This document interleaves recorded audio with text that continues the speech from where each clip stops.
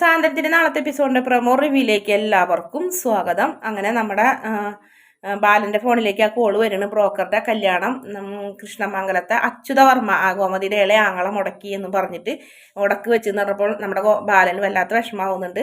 പിന്നീട് കാണിക്കുന്നത് മീനാക്ഷിൻ്റെയാണ്. മീനാക്ഷി അച്ഛൻ്റെ മുന്നിൽ നിന്ന് തന്നെ ബ്രോക്കറല്ല പെണ്ണിൻ്റെ അച്ഛനെ വിളിച്ചിട്ട് നല്ല വാക്കുകൾ, ചുട്ട വാക്കുകൾ പറയുന്നത്. ഇവിടെ കല്യാണം നിങ്ങൾ വേണ്ടാന്ന് വെച്ചപ്പോൾ തന്നെ ഞങ്ങളുടെ അച്ഛൻ പറഞ്ഞത് എന്തെന്നറിയോ, കല്യാണം ഓരോരുത്തരും ഇഷ്ടമല്ലേ, അവർക്ക് വേണ്ടെങ്കിൽ പിന്നെ അവരെ നിർബന്ധിക്കാൻ പറ്റില്ല, ഓരോരുത്തരും മനസ്സിനാണെങ്കിൽ ആൾക്കാരിനെ അവർ വിവാഹം കഴിക്കാന്ന് പറയും.